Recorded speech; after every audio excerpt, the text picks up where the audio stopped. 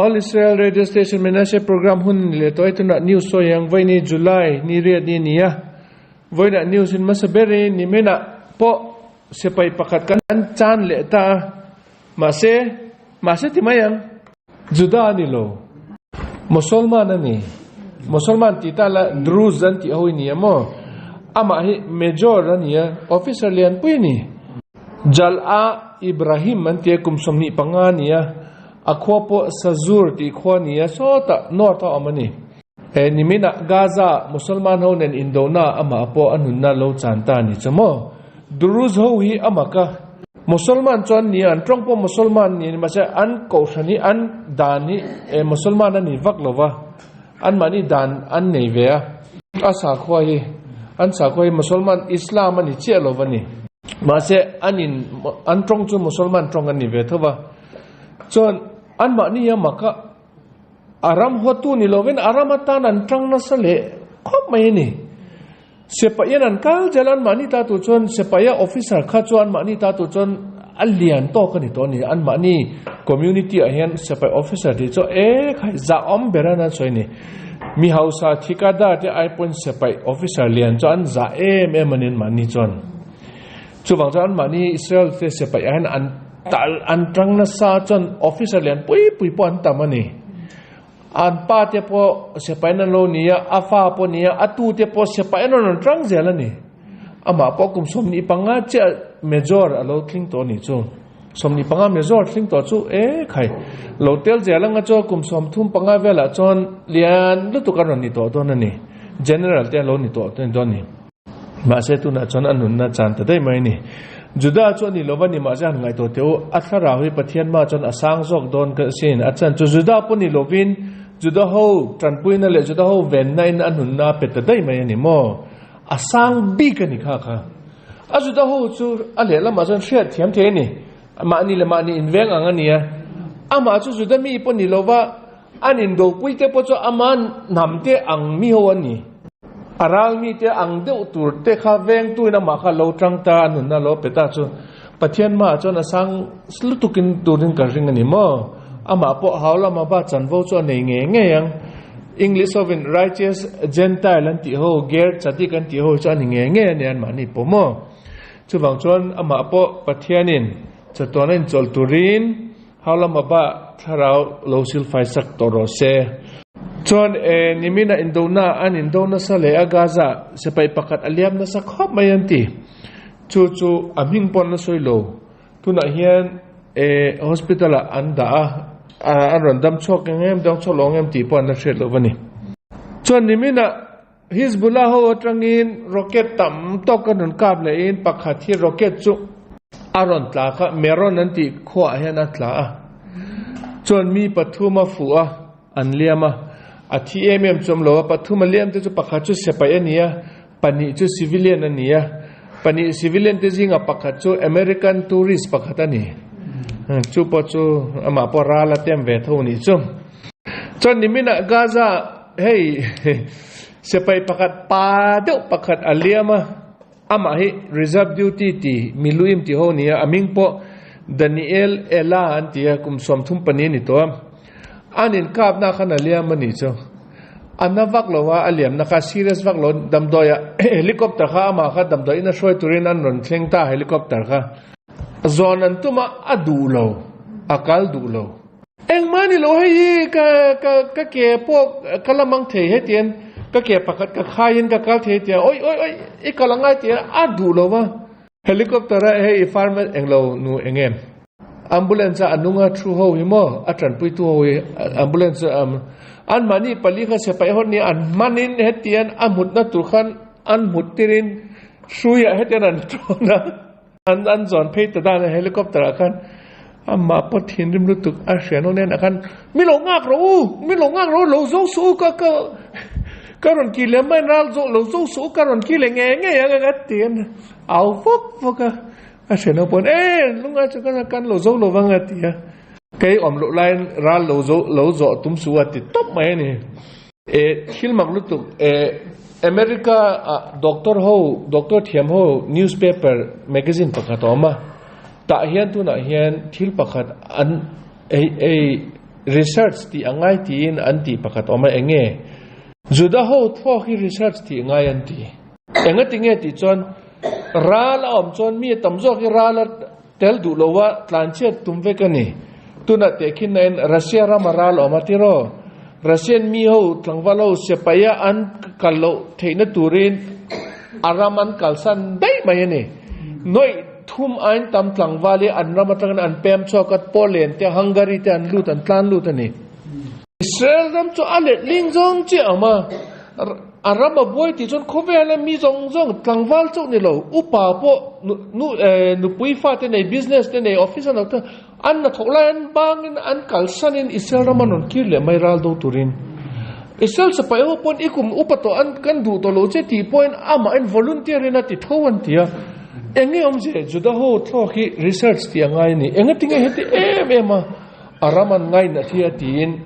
doctor ho an in be anti yan ngai to la adik lu tuka ral huna hian cho juda ho khovel pom puitang anon kal khom top jalani until ti tan business tan kalsanin an nu puite tu na po gaza ho hi miluim duty ti ho hi kumchan ve an inan mu to lo kan government po ko chok an tu man ko chok zo lo an du lo top ral zo ma nge chu kan chok don lo ti top mai ne doctor hon ma kan ti ni hei tu na hian American research kan ti nge ngai ti top ani tu na pa pu chu le dam lo wa liama dam doi na shwen tu ma adu lo wa ni min shoi su ti top mai ne mak tak ani tak soi chuan ju da ho thlo hi chu an ram ngai nan na hi an ram englo na hi chu an chungan an pian pui top mo le mi zong ake mani po kan ye lo Manipur kan omlai Mizoram kan omlai pon Zion ram tia Zion kal tu kan chak tu nge chak lo tiang ama ka si nei hi thi tur point Zion ka kalang tia soi kha kan tam lu tu kan ni Zion ka thlen chon tia hei shobot ku ta thon tu kan cher root chungchang kan cher ang deu kha e tiang ru nei vek kan ni mo hei juda ni na hian hei kan pian pui ani Israel ram ngai na nei chu kan nei vek mai ani amak lu tu chuan nimina khan Tel Aviv South Tel Aviv en hei englo refugee ho an tama mi hang ho Eritrea anti kho tangin Africa tangin an ma ni hi Israel ram an lu ti kum som velan ni to anom hi anon thlen tira kan longa anon thlengan nia Israel government khan an non chok le an tuma ni ma se kan Supreme Court khan adu lova kan Supreme Court in an dulo oi in hetian in thon tir le thelo in lak lut ngai tia khiloni ho po Tel Aviv la khiloni ho pon ani nang mani government dati religious government in sol hetemi arama e tu ne lova the ho ta en ron pem du ho nang mani ne ten thon le en ti hi in sol lu tu kani pathian mi point ni lo an tin min do na sa chon government in athani chon ati magistrate ne na khoi nge kan da anga tia an da na tur kul an siama in caravan ten da khan jail anga in da ni tian khiloni ho khan an boina an siam le an la chok zel tu na chon Tel Aviv an da lu cho khai Tel Aviv mi te an ma ni lak lu tur ne tia du te ben tun an re thei ber ngai na nom to lo van ti Tel Aviv an ma ni an om na tura lo el na sa ber ho khan thon le tong an ti le ta ni tu na hian angai na no an the to lo ni an swal si engma dan aram dan po za mi pon ni lo wa chon ni mina khan an ma ni he ti ho Eritrea no an ma ni lan ma ni an in swal na sak khop maya pakhat khan velum top mai ni he te ram na ron kala ma ni lan ma ni an in thata ni enga tingan in sol an rama Eritrea hian tu na hen boina oma government pakhat anin thlak dona election ka corruption tam lu tu ka hete Tel Aviv ron kal ho ka an bani po a government tran pui tu an mani rama government tran pui tu lo ka anin swal le a ho we khai nimina pakhat an that top mai den mani la mani chon khongai thlak lu tu kin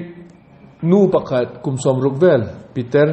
Russia ramatrangin ti ularon kal ke mani rama tourist chon motor a kharin anon tlan chon voin jingkara motor pakhat speed chak เท่านั้นล้านปักคะแนนอันนี้สวยให้มีทัวริสต์นู่นจู่อาทิตย์ได้ไหมนี่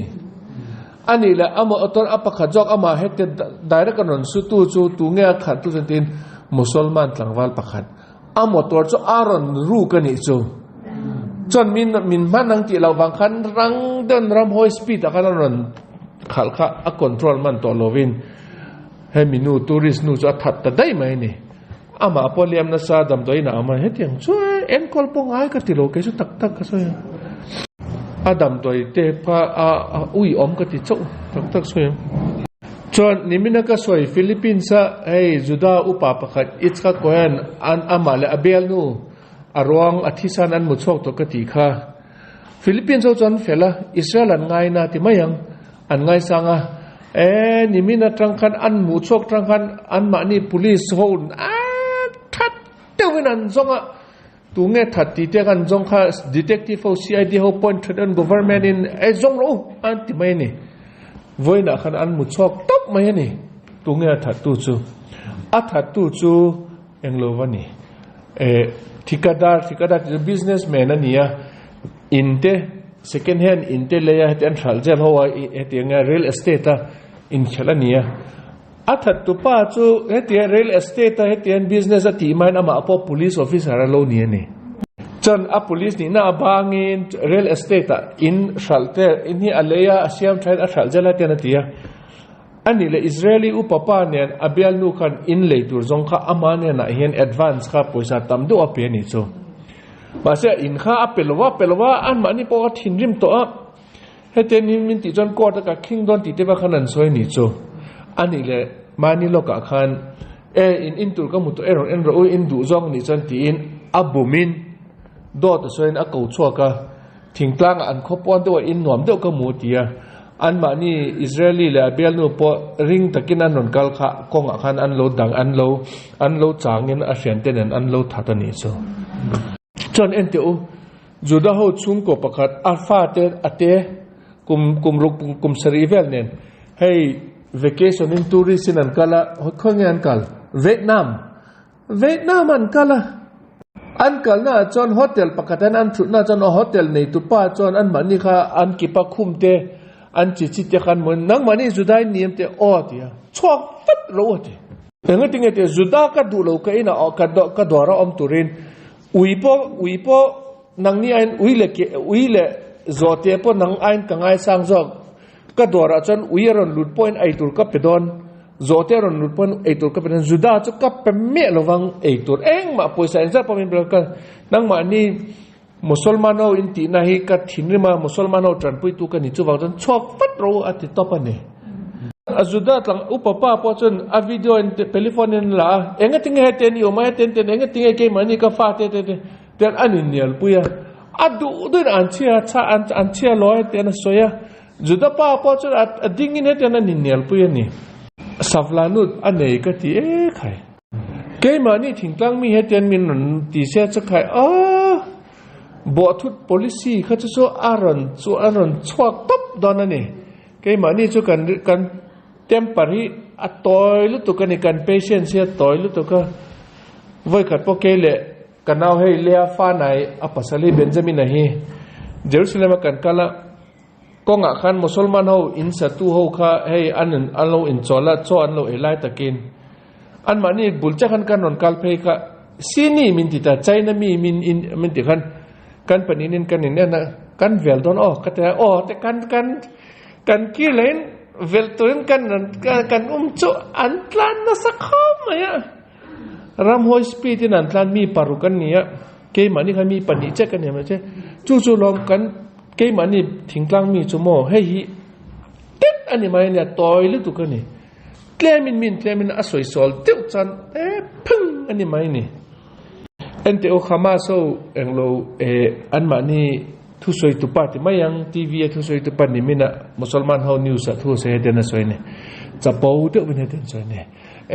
เกมันนี่นักคุมินอิสราเอลเต CID เตเนี่ยอันเสพอิเตนกันบุมันหอมใคร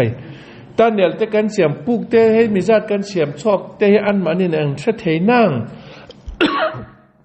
ฟิงอันนี้ที่มาจนเนี่ยมาเสมันนี่เรา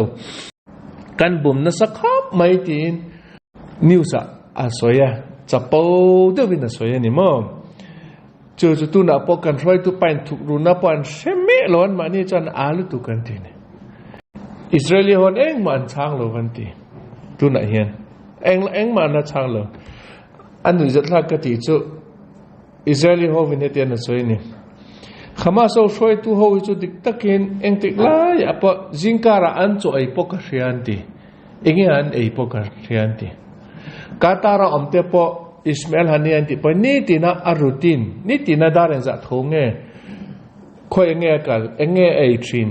ti te po kan treve kan ti kan khoi du lo wanga chu ni ma se khoi du tak takila chon khovel a hen englo politics tam lu tu ka mo mi du du te khoi the ni lo wa tu na po Lebanon na lu turin tu na hen kan se pai ho tun tha hian Lebanon lu tura omania ba se American President Joe Biden na hian longai ro kan election tun kum hi election nia America November election tura nia election na zo amain lu chu tin na ron soi ni achan chu nang mani Lebanon na in lu chon ke mani American shed lo wa lu lo ini ti chu khovelan she ni kan thil ti jong jong e America hen an shed kan thil ve kan ni tun hen Gaza kan lu don po America ho kan thil phota chon kan lu ta Lebanon kan lu don point America on kan thil ve phota ni in lu chon ke manin phalna kan pek ani ti chu khovel na hrian ni musulman ke mani party an musulman ho an tama vote hi musulman ho vote hi kan be se ya hetian nang mani in tu na hen Lebanon in lu chon ke manin election a hen musulman ho vote kan chan don an thi chu wang chon lu ri su ti America election wang to ke mani hetian Hezbollah chun le zana hetian ni tina bomb min ka rocket min ka fi kan tor ngat mai tu ni chu ne politics se lom a thalo ber chu khovela hin when I reported ral indo tana tangin tun thang a hian sepai indowa chau October ni sari ni ta khani lovin Gaza indo tangin sepai zathum somni paruk kan chan ta ni kan in an nunna an chan ta ni chu martar ho chu kan nga to em heti em za thi kan la englo ngai lo kan la chan ngai lo wani hei poya atop na la ni don lo wani Lebanon na pora la nom le don na ke ba ni upo ho poi min on ko le mai the sin tuna chon a ang lo tak chon a poi lo min ko poi ka ti me lo ke po tak ka so yang ama kai sel ra mi ral do tu lo na yom lo aral do tu te chu lo na om lo ni lo wen ami pui te po tu man lo na an nei chong lo ke ma ni point te chu ni chan te om te post te po siren te ari ringa bom te ron kala ma se muthun ni jon kan mua na thoka kal ni kan kala amak kasin Israel la mi chumo thamon na pakat om top enga boy ma se bum te ri dung ma se thamwang ta ben kan mu the ani hei mak ka ti thin chu lom doctor hon makan ti chu Israel ra mi ho hi khovela sensa san la in khovela ram za som kwa pali nge country som to ni tu na hian tu te ra ma hen mi te tu te an nom ti ber an him ber an din muna lung oi ber ta ti in sensa san la thina Israel te tun gumpo apanganan kan thung ani makan telu tu kan ni tinaralum sin ma se alung oi bera phun noi lo wa arama om nom sa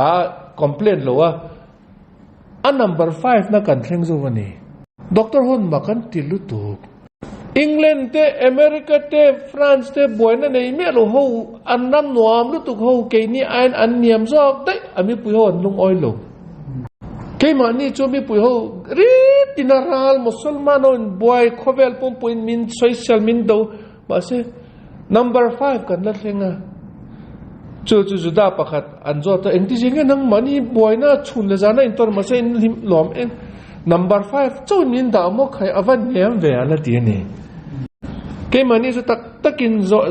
thade win politics tel lovin zo tak la khovel pu win number 1 kan ni rengang an ti ni achan cho arami ke manin ke he mi ram lo ram dang kan ne lo ti kan share in ke mani ram tak ani ti kan shet wang nen lung oi na pakhat o mam top mai ani lung mong na pakhat o mani mom pathian me mal som na ni chu tak ka soi mayang chon international news a amak lu tu ke India rama ente oni mina khan in rin lo takin juda ho an voi khat ma po an om ti hriat lo state pakhata Tamil Nadu a thanlung lui lutuk pakhat an mut chua ka chon alunga chon horopa in je ka eng horop ngan thlovin expert a chet hewan ko khan anena hey chu Israeli ho juda te horopa ni han ti tadai maya chon an a chet he pakat an chera a than lung nei tu nu chu mei chia nen Sara ne ming chu chu irit horopina no injak chon computer in en tik live vel than ngen te kum sang khat zani somni pali kum vel thani kum zaret an reito in Tamil Nadu an lo omani ama ke okay juda ho pohi India rama Punjabi ho kan ang mai ni mo man lai chon omlo na kan ne la tak takin han soitai la oi claim in history han soitai la Lal Solomon hun lai akhan juda ho kha business ti turin India rama trangin masala ho arim tui ho agar bati ho lei turin Lal Solomon in ama mi ho business ti ho anon tir na sa ni chu Goa seaport a hian anin ngatani chu wa chan tun thla Goa hian juda ho omna luya tam lutukani Goa hian tu na tun thlang an venga kong pakhati a kong ming chu Jew Street an ti ni mai juda ho kong an te mai achan chu juda te veng an lo ni an tam lutukani he mi hun lai man lai Lal Solomon hun lai tangin India ra man non kalna santi englo te lunglu te po anon leina santi India ra ma tangin chon NTO report mana hey Putin North Korea zukala chon in biak felna an nei kha enga an agreement sign kha an agreement sign akan boina ka nei chon nangman mi ron trai buda nang po boina nei chon ka ron tran puyang tia Putin le Kim Jong Un an in be fel vector chu tiang chon an agreement ang chon tu na hian North Korea in an sepai ho asingin Ukraine raldo turin an ron thon don an ron tir don anti North Korean sepai ho voi khatin an ramatan an ron chok dona Ukraine raldo turin an kal don anti adike ma diklon control ni ma che hey raldo expert ho chon an soya raldo chon thiam mi alowanga chan chu eng tikla por raldo ngai lo mi an nia an ram om char mi ne ma sa an tam lutuk an tam lutukin an tam na bang khanet na an silayan piang azukap ro ti top mai don ni chu ni an a boy thak ber chu tak soi chon Israel ram chu musulman hon direct in tu man min challenge ngam lo ani achan chu kan thomno te kan tun thang a hian silai te kan man lo musulman Hamas on in Indona kan man lo silai ro pui deu turu deu kan nga ni chon englo Indonesia rama po wangdoi thlak takin nimi voin jingkara rosuna na satlu tu wangin leimin lo om zelin mi sompani athi ruangan mutsuaka mi sompare chu khonge an la mulova hetenga an mulo chu athi ti na ni mai ni achan chu lein chi diakin akhu vek to wang khan an la mulo mai ni chon ka soi kha naw pango tu lai thar lo je ka ti kha ente asama nimina news ron chong school pakatin an headmaster pa in class ati lai takin science class a naw pang pakhat kha ale kha azir peilova a mark te po a thalo lutukin an headmaster chan a hawani chu nanghi khai o englo po I marks te po a thalo lutuka I fail don sin hetian thadewin englo rotin classroom a khan a haw chu naw pang pa chu thinare min a pocket atrangin chemaron la chokin headmaster pa chu chemina vita vitlum top mai make tunlai naw pang school naw pang poi su khai o chu ni tunlai khovel chet to je chu ke mani hun lai a chon kan headmaster hon molin min tiang in min vela khai kar khatega thu thelo khop khan min vel thein mong te kha ka mas eng ma kan soi ngam lo tu na chon a hawa a vel bo ni lo a hawa ni imar ka thalo lu tuk to lekha zil thadon tran le to ti khan athinari min chemina vit top mai a boy sa ke khai chon Manipur rama patun apatui let an boy pui lai takin ton an boy na pakatan on om le ta Rahul Gandhi Congress the leader hi tun ahen jiribama kaldona ni azu en thladon ni chuwang chon Manipur government hen tun ahen amata turin security kha an na ngai ton na sakho maya sepai taka sangkhat le ti khatun ahen jiribama ahen